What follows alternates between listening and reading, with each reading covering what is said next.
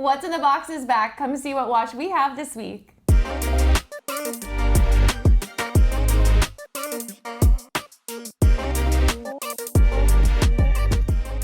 Hi, Justin. Hey, Emily. Great to see you. Great to see you as well. How's photography world here at Bob's Watches? Going well. Always Yeah? see interesting stuff. What's something awesome you've seen recently? Ooh. The best, maybe I should say. I don't know about the best, but something very nice is I saw the brand new Daytona, the 126-500. Ooh, Has like the, black or white? This one was black. I think I saw a white one once before, and this is the first time we've got the black. So good to see it in person. Opinion, I know the white dial has been kind of the coveted one of the 116-500, and I love the black. I like the black. I think it contrasts that inner ring Yeah, really well. it's nice, but yeah, it was good. Awesome. Well, all things are great in our world. I know we have an awesome watch to get to today. It's sitting right over there. I don't know what it is. I can't tell from the outer box, but we'll get some guesses soon. Can you tell me what's on your wrist? Yeah, you're already doing wrist checks here. Yeah, let's check it out. So this is the Panerai Luminor GMT Ceramica. Ooh. It's good. I like it. It's unique for Panerai. I want it on a leather strap, right? Most Panerais on a leather strap. And I appreciate that. I don't need a bracelet on my Panerai. Yeah. In fact, I actually kind of don't like a lot of the Panerai bracelets. This one I really, Is it really comfortable? like. It's comfortable. Light? It's clean. I like the links on it. It's just, I don't know, it's just different. Gives me Bulgari vibes for a second. It does a Obviously little bit, it's not, but honestly it looks great. It's definitely a different look than what you normally It's a nice wear. configuration, and yeah, it's honestly, it feels great on the wrist. Hey, yeah, big fan of that one. So you That's got on a fun one. a favorite. Hey, I brought the special one for you, but mainly you guys at home. You guys have been chiming in with some really fun wrist checks. We have had some good mine wrist checks. today, I have on a Rolex Datejust 18038. This is a wood dial. So this is something I am obviously pretty fond of. I like this configuration. There's obviously a variety of wood dials. Every one is unique. This one actually has the Cal 3055 movement in it, so I get a quick set on it. So you know I love this. Yellow gold, it's my favorite. I would say the only thing that trumps maybe a wood Rolex dial for me would be like Midas Cellini. Oh, yeah.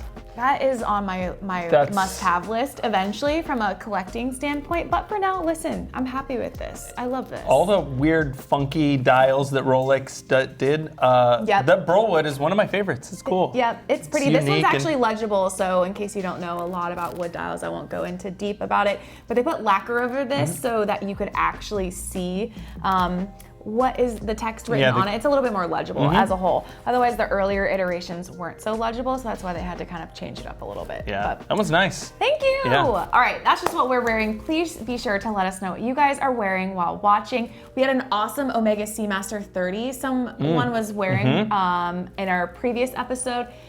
Someone had on a Polar Explorer too. Yeah. Come on, you Always know we a love favorite, those. yep. Especially you. And then it was this Ulsta, the Jaws watch. Yeah, the one from the film. That dive watch, I wasn't for sure if it was the reissue or if it was maybe the classic, but he said he was wearing it all of June for the celebration of the 75th anniversary of Jaws, which I was like, hey, I gotta shout this out. That's actually really fun. Cool ones, okay, watch of the week. This is what this series is about. Yes. I wanna know what they set aside for us. So if you're ready, I'm ready. Let's get this box over here. I'm ready. Let's do it. Open it up. Thank you. It's small. As always, you can do the honors. All right. They cut the label off. Let's see. Okay, There's no details anywhere. Darn it. I was hoping I'd get to tell you. A total surprise. It's always a surprise for us. They've done pretty good lately, honestly. They have done. They vintage. haven't been disappointing. No, we got a lot of good feedback about the Seamaster, the Summer Blue Seamaster diver.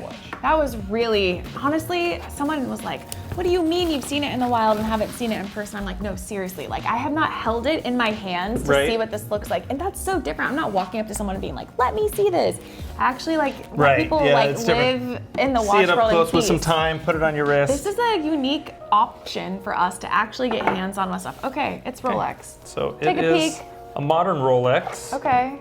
We'll narrow it down to there for you. Let me see what it is. What do I want to see these days? I like it. They did well. They did well. They did well.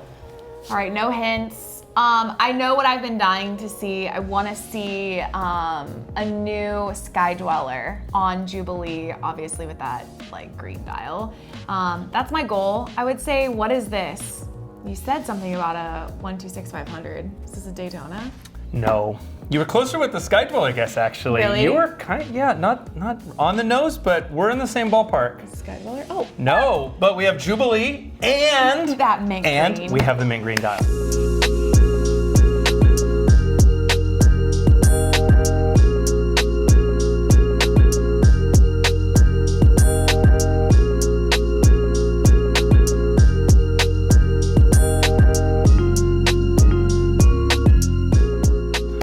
I love this Datejust. Sorry, we didn't say. This is a Rolex Datejust. Yes.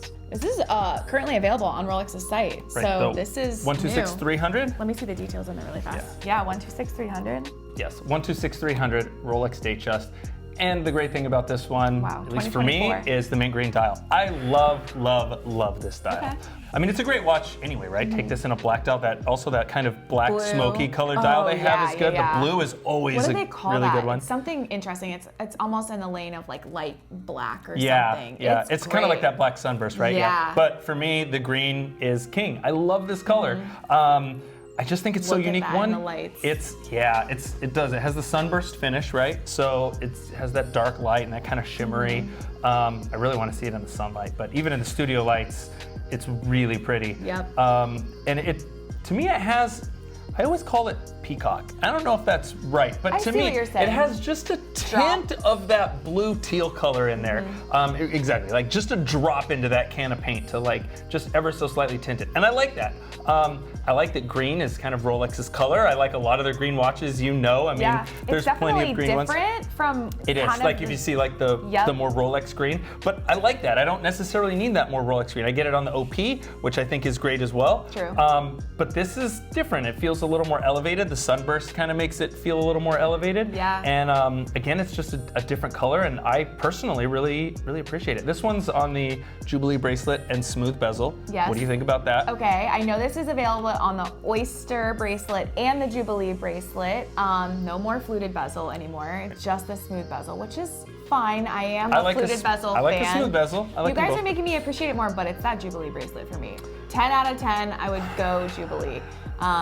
Curious what you guys think about this, but are you still an Oyster fan on this one? I am.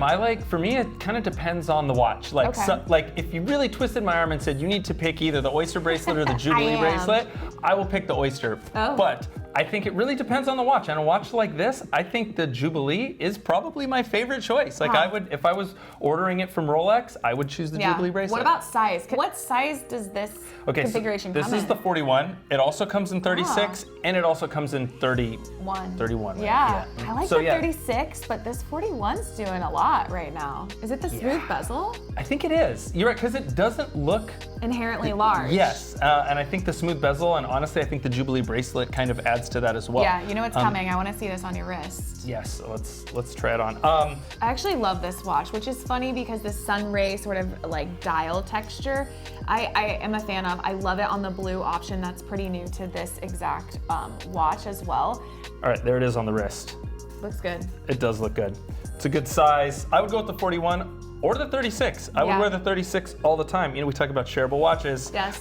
Pick up a 36 and it would look really good on your wrist. I love a small watch. I genuinely do, but I also love a 36. And I gotta be honest with you, for the sake of shareable, I'd probably go 41 with this. Like if you're gonna wear a bold date just like this, why not be big? Try it on. You absolutely could get away with the 41. Honestly, this is the best way to be like, look, I agree with what I'm thinking.